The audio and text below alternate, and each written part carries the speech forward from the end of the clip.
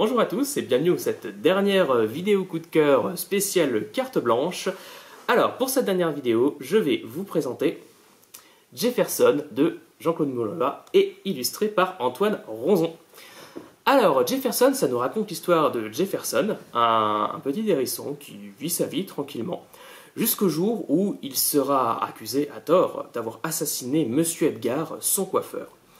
Après une escalade d'événements, il sera forcé de fuir de chez lui, avec son ami Gilbert le cochon, et ils mèneront l'enquête tous les deux pour découvrir qui est le véritable assassin et faire donc innocenter ce pauvre Jefferson.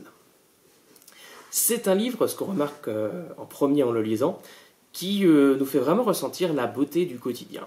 On voit Jefferson qui fait ses petites pommes de terre au four, Jefferson qui s'habille, qui remarque qu'il a pris un petit peu de ventre, qui va se faire rafraîchir la houppette, comme on dit chez son coiffeur, qui se promène, qui voit ses amis. À un moment, il partira aussi en voyage organisé avec d'autres familles, donc on verra les mauvais côtés. Les petits côtés ennuyeux, les personnes qu'on a du mal à supporter, mais en même temps, ces côtés tellement humains, malgré le fait que ce sont des animaux. Et si touchant, qui fait la vie en fait, avec autant de poésie. La beauté du quotidien dans les petites choses, y compris la beauté du quotidien dans ces petites choses qui peuvent nous agacer.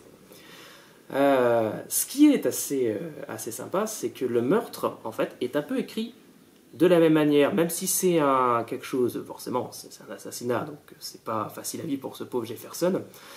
Mais il est écrit de manière à ne pas être choquant du tout. On reste dans cette jolie fiction.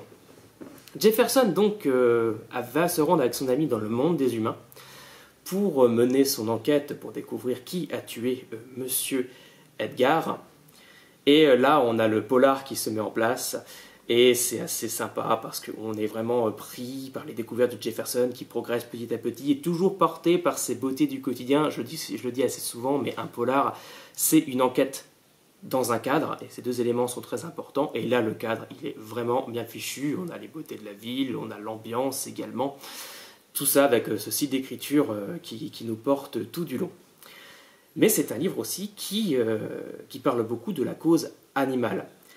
Et là où c'est assez génial, puisque Jefferson est dans le monde des humains, et donc il va découvrir certaines choses que vous pouvez imaginer, c'est que ces aspects-là sont écrits avec un très grand réalisme. Et là, on voit à quel point le côté néfaste de la réalité, si froide et si dure, entre en contradiction avec la manière dont les personnages vivent leur petite vie, et à quel point aussi nous, on peut voir la beauté du quotidien, puisqu'on peut s'identifier à ces personnages et comprendre pourquoi est-ce qu'ils vivent, pourquoi est-ce que c'est insupportable pour eux, ces choses du monde des humains, avec le traitement des animaux dedans. Et donc voilà, c'est vraiment ce réalisme glacial, horrible, insoutenable, qui vient gâcher, qui vient empiéter, qui vient briser ce réalisme si doux, si beau de ces belles petites choses du quotidien, agaçantes ou pas, que l'on peut apprécier.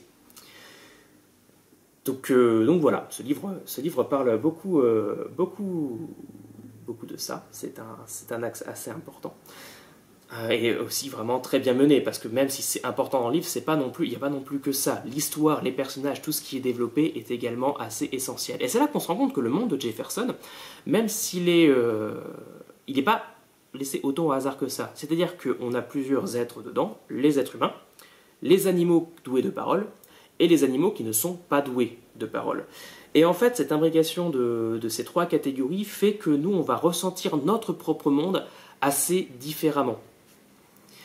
Notamment, les animaux doués de parole, donc les personnages, sont plus petits en taille que les êtres humains, ce qui met un rapport différent. Les êtres humains se comportent différemment avec eux, de manière un peu infantilisante, voire méprisante. Ce qui paraît, mais un rapport de fond qui est vraiment très intelligent et vraiment très subtil. En soi, les superbes les superbes dessins d'Antoine Ronzon aident beaucoup. Je vous montre une de ces planches, vous voyez, parce qu'on a là l'ambiance du polar qui est posée, mais surtout, on arrive vraiment à se figurer à quoi ressemblent nos personnages. Outre le fait qu'elles sont vraiment superbes, moi j'avais par exemple un peu de mal, et c'est assez rare que j'ai du mal à imaginer certaines choses, que de voir ces petits animaux anthropomorphes dans le monde des humains avec cette petite taille.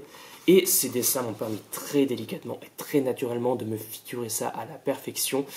Et loin de... parfois, les dessins dans un roman peuvent pas m'agacer, mais parfois je trouve ça un peu dommage parce que je trouve que ça m'empêche de m'approprier les personnages, de les imaginer un peu à ma sauce.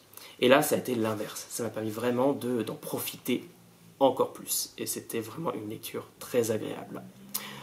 Voilà, donc la carte blanche, c'est la semaine prochaine. Je vous souhaite donc de nous rejoindre. Et moi, je vous dis aussi à la prochaine pour une autre vidéo.